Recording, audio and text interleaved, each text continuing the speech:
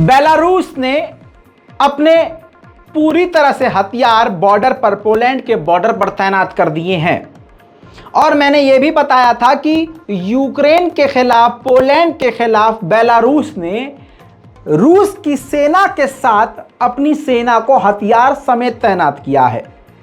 अब रशिया भी पूरी तरह से कुछ इस कदर बेलारूस के साथ है कि ईरान के तबाही मचाने वाले ड्रोनों ने जिस प्रकार से कुछ ही दिनों में तस्वीर यूक्रेन की पलट दी है, उसी ड्रोन को, उन्हीं ईरानियन ड्रोन को अब रशिया ने बेलारूस को दे दिया है और बेलारूस में तैनात कर दिया है, क्योंकि पोलैंड की तरफ से और कुछ दूसरे देशों की तरफ से मिलकर हमला बेलारूस पर किया जा सकता है, ऐसा खुद बेलारूस ने कहा है।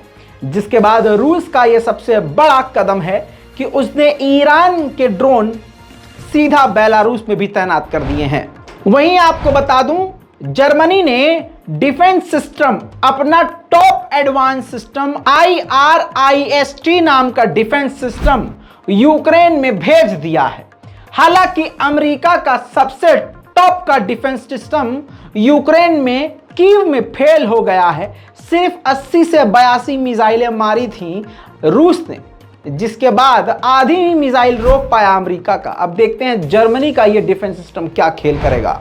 इससे पहले यूक्रेन छाती पीटता, इससे पहले ही यूएन में रशिया ने एक्सेप्ट कर लिया कि उसने जो हमला किया था उसमें उसने बिजली घरों को निशाना बनाया था, जिसमें उसकी मिसाइल सटीक जगह पर गिरी, जिससे यूक्रेन की बिजली और बत्ती काफी जगह गुल हो गई। जी हाँ, यह भी एक बड़ी खबर है कि रूस का इतना कामयाब हमला रहा वो कि यूक्रेन में अब बत्तियां गुल हो रही हैं और ज़ेलेंस्की ने बिजली का कम इस्तेमाल करने के लिए लोगों से कह दिया है। अब यूएन में यह साफ साफ रूस ने कह दिया कि हमने हमला सटीक किया और हमारा निशाना बस ये कुछ ऊर्जा के संसाधन थे, बिजली घर, वाटर सप्लाई एरिया, लेकिन हमारी कई मिसाइलें रेजिडेंटल इलाके में जाकर गिरी, जिसमें हमारी गलती नहीं है, हमारा निशाना कुछ और था। इसके बाद यूक्रेन ने पहले भी कई बार कहा था, यूएन में रूस को आतंकी कहा, लेकिन रशिया ने पहले ही कह दिया था हमारा निशाना कुछ और था, लेकिन गलती से मिसाइलें रेजिडेंटल इलाके में गिर गई हैं। हालात ऐसे हैं कि यूक्रेन की राजधानी को फिर से सेफ माना जा रहा था, लेकिन अब यूक्रेन में रहने वाले यूक्रेनियन फिर से खौफ में आ गए हैं। कल मैंने आपको दिखाया था कि मिसाइल किस तरह से दूर से दिखाया मैंने आपको, इलाकों में यूक्रेन के जाकर गिरी, लेकिन अब वो सारी तस्वीरें मेरे पास आ चुकी हैं कि जब रूस ने वो खौफनाक हमला किया तो उस वक्त जहां जहां मिसाइलें गिरी थी वहां के हालात क्या थे। देखना चाहेंगे? देखिए।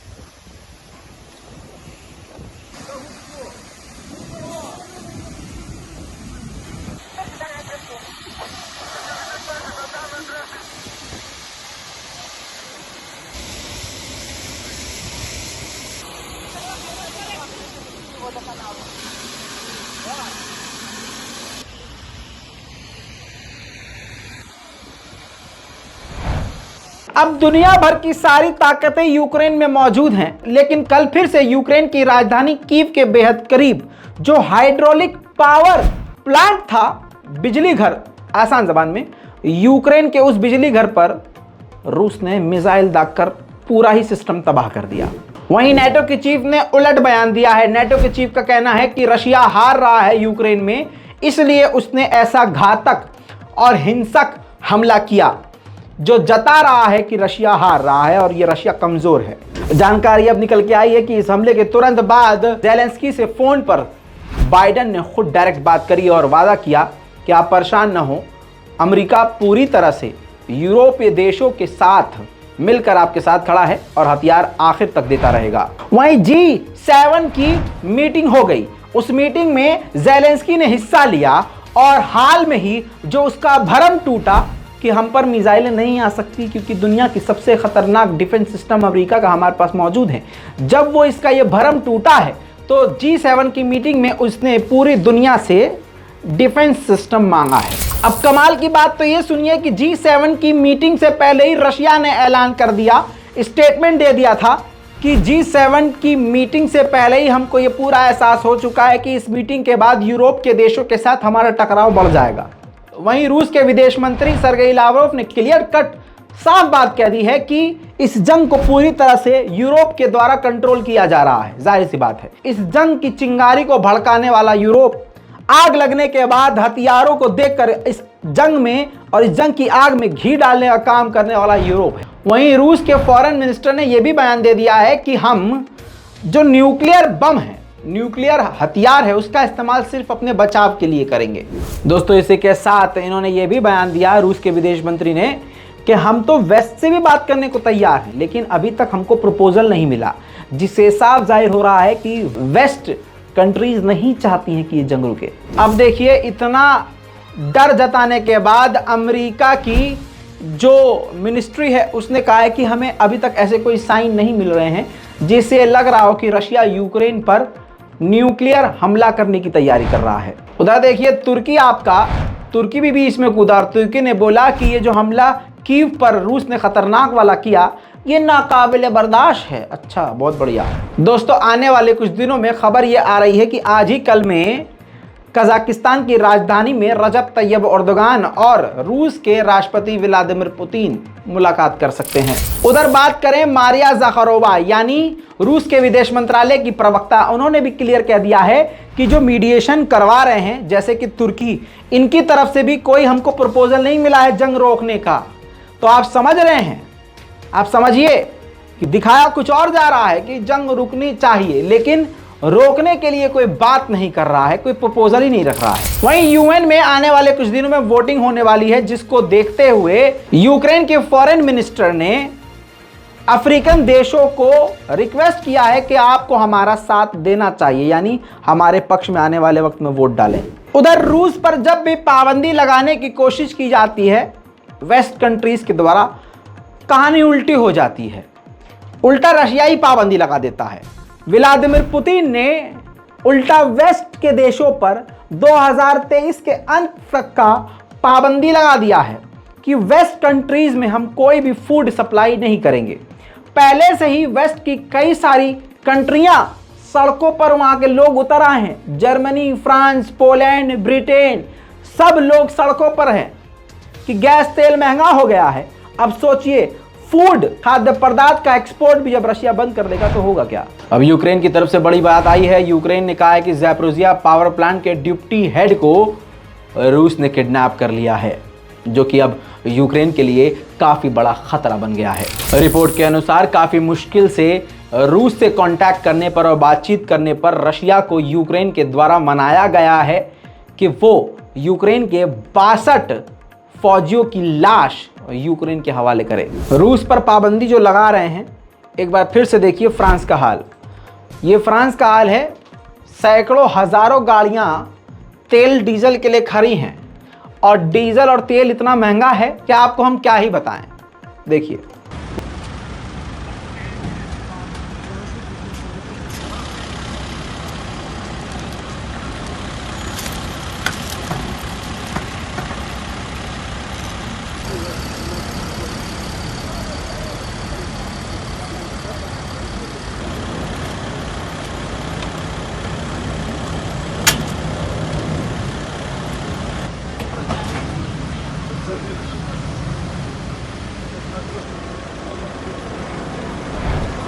भाई साहब, हालात ऐसे हैं कि फ्रांस की सरकारी गाड़ियों में भी फ्यूल ख़त्म हो रहा है अब। आपकी स्क्रीन पर ये देखिए, फ्रांस की पुलिस की गाड़ी का पेट्रोल खत्म हो गया है तो लोग धक्का लगाकर पेट्रोल पंप लेके जा रहे हैं। नेशनल प्राइम टाइम में मैंने आपको बता दिया है कि किस प्रकार से फेसबुक, इंस्टाग्राम लगातार भारत के बीजेपी के आईटी सेल के हेड मालविया, जी हां अमित मालविया के कहने पर, एक रिपोर्ट करने पर किसी के भी अकाउंट को ब्लॉक कर देते हैं और पूरी तरह से नजर रखते हैं। बीजेपी के हाथ में फेसबुक है और इंस्टाग्राम है और ट्विटर है, पूरी की पूरी नजर रखी जा रही है यहाँ पर। अब आपको बताऊं, हिंसा भारत में इन्हीं सोशल मीडिया के जरिए बढ़ती है और बढ़ाई गई है। जो बहुसंख्यक समाज है वो मुसलमानों के खिलाफ पोस्ट करते हैं तो वो डिलीट नहीं होता है। मुसलमान हक की आवाज़ उठा देते हैं तो तुरंत उनका अकाउंट सस्पेंड कर दिया जाता है, उनके घर पर पुलिस भी पहुंच जाती है, यूएपीए लगाकर जेल में भेज दिया जाता है। अल्लाह और पैगंबर को गालियां बकने वाले पोस्ट कभी भी बैन नहीं होते हैं और अकाउंट पर कोई कार्रवाई नहीं होती है, क्योंकि अमित मालविया बीजेपी का इंसान है और बीजेपी के आईटी सेल का हेड है। वो जो बोलेगा वही होगा, मोदी जो चाहेंगे वही होगा। अब ये चीज रशिया में भी हो रही थी, लेकिन रशिया तो रशिया है। रशिया ने फेसबुक को टेररिज्म लिस्ट में, टेररिस्ट को प्रमोट करने वाले, हिंसा को प्रमोट करने वाले आतंकवादी लिस्ट में डाल दिया है।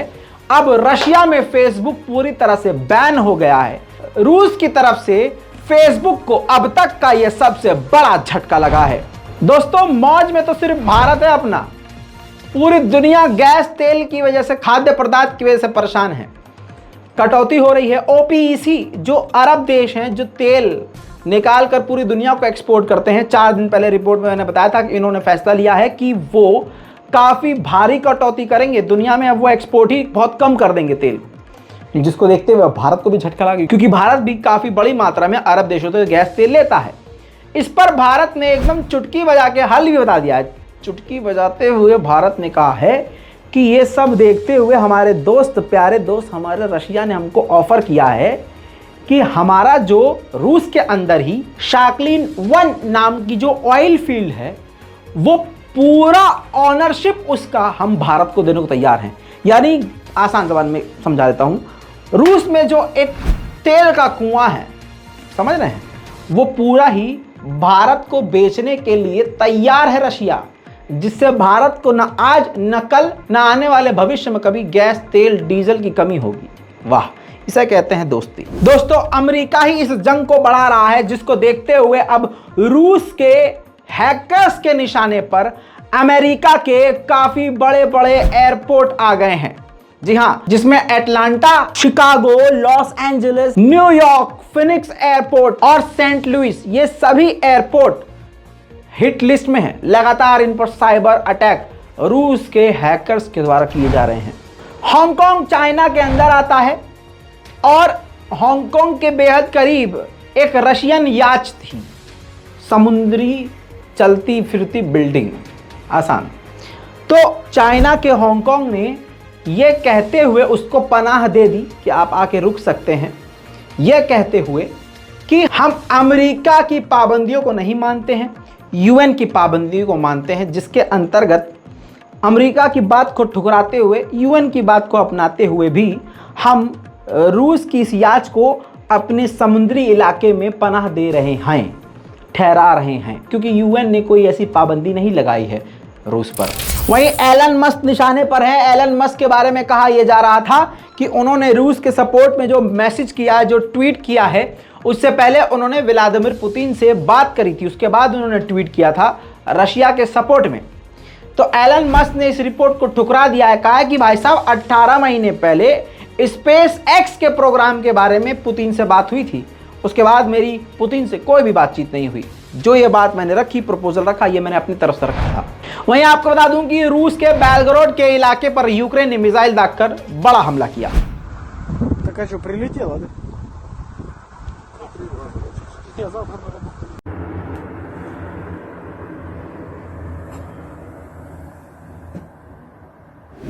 वहीं दोस्तों, ओपीईसी प्लस का जो फैसला है, जो पूरी दुनिया में गैस तेल की कटौती करेंगे, जिसमें सऊदी अरब भी आता है और हाल में ही बाइडेन ने बड़ी मुश्किलों के बाद सऊदी अरब से रिश्ते ठीक करना शुरू किए थे। अब OPEC प्लस की कटौती के बाद सऊदी अरब से रिश्ते ठीक करने की चाहत पर दोबारा से अमेरिका सोच रहा है, लेकिन अमेरिका की सरकार ने कहा है कि ईरान पर हमारी नज़र है और रहेगी।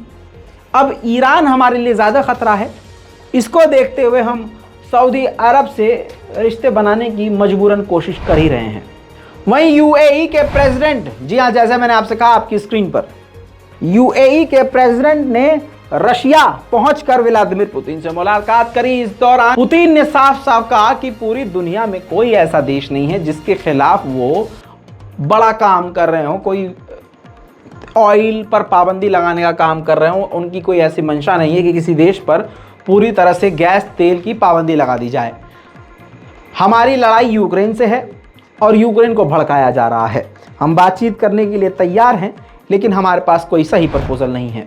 उधर देखिए कनाडा की चाल देखिए, कनाडा 40 कॉम्बैट इंजीनियर पोलैंड भेज रहा है यूक्रेन के लड़ाकुओं को, सैनिकों को ट्रेनिंग देने के लिए। देखिए दोस्तों, जैसा मैंने आपसे कहा बिल्कुल सही हो रहा है। बेलारूस ने जिस प्रकार से अपने सैनिक तैनात किए हैं, डर जायज है, क्योंकि फ्रांस की तरफ से अब यह बड़ी जानकारी आई है कि यूक्रेन के आसपास के देशों में, पोलैंड भी आता है भाई, आसपास के देशों में फ्रांस अपने हथियार तैनात करेगा। तो दोस्तों अब धीरे धीरे जो दूसरे देश भी हैं वो भी सेना समेत, हथियारों समेत यूक्रेन के सपोर्ट में रशिया के खिलाफ मैदान जंग में उतर रहे हैं। नेटो को यह एहसास हो रहा है कि हम कुछ भी कर लें, व्लादिमीर पुतिन झुक नहीं रहे हैं, रशिया झुक नहीं रहा है। तो नेटो के चीफ ने बड़ा बयान दिया है। नेटो के चीफ ने कह दिया है कि अगर पुतिन जीत गए तो ये पूरे नेटो की हार होगी। अब आई असली बात मुंह पर। कीव पर घातक हमला जो कल किया, दोबारा से वाटर सप्लाई रुक गई, बिजली रुक गई, और तो और जो कम्युनिकेशन टावर होते हैं, मोबाइल के टावर होते हैं, वो भी काफ़ी ज़्यादा बर्बाद हो गए, जिसके बाद कई इलाकों में मोबाइल के नेटवर्क ही आना गायब हो गए। जिसके बाद कुछ मंजर ऐसा था।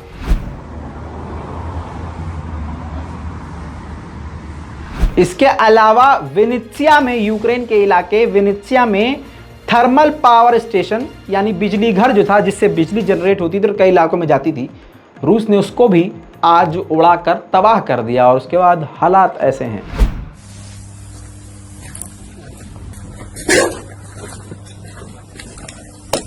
Пизда, компрессора тут.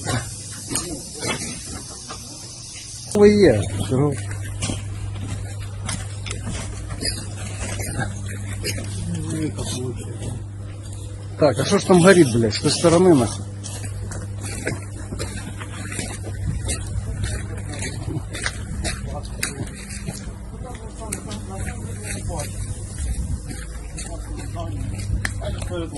Что ж там дымит, блядь?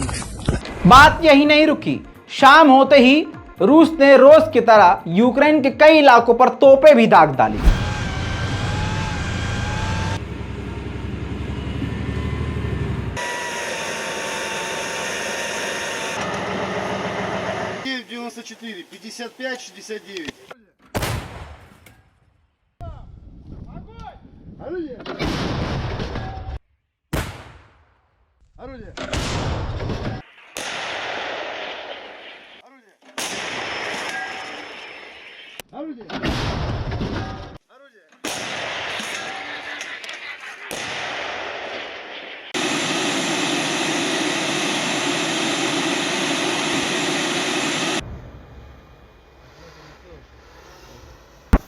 Скажи это Хабаровску, вышли на рубеж.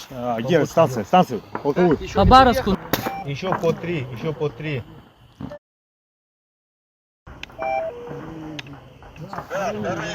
Туда же бьет. Да. Без, хорошо, по цели суетолога отработал. Без левее. Без левее. Стянешь, Как не я О, сейчас это. без, и огонь переносим правее, правее. Как приняли меня? Ваня 12. Один уходит. Вперед на замену, вперед, вперед. Зевс, Зевс, не торопись, О, не попал. торопись. Хорошо, хорошо, молодец, не торопись. Еще левее. Хорошо. Зевс, поменяй позицию. Влево уходи быстрее. दोस्तों ये भी क्लियर हो गया है कि रूस ने अपने हमलों की शिद्दत जो है, ताकत जो है बढ़ा दी है। युद्धपोत से भी यूक्रेन पर हमले करना शुरू कर दिए हैं। युद्धपोत से मिसाइल दाग रहा है रशिया।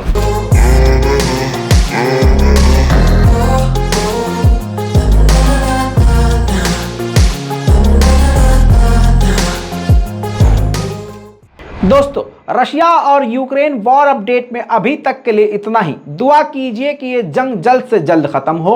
इस रिपोर्ट पर अपनी राय जरूर लिखिए। आप अपना वक्त किसी गोदी मीडिया के चैनल पर बर्बाद मत कीजिए। अगर हम 20 मिनट की खबर बना रहे हैं तो 20 मिनट की खबर में आपको 10 मिनट का ऐड नहीं दिखेगा, 30 सेकंड 15 सेकंड का ऐड दिखेगा, लेकिन आपको सारी प्योर न्यूज विद प्रूफ इसी तरह से मिलती रहेगी। मैं हूं रजा और आप देख रहे हैं रजाग्राफी। जय हिंद।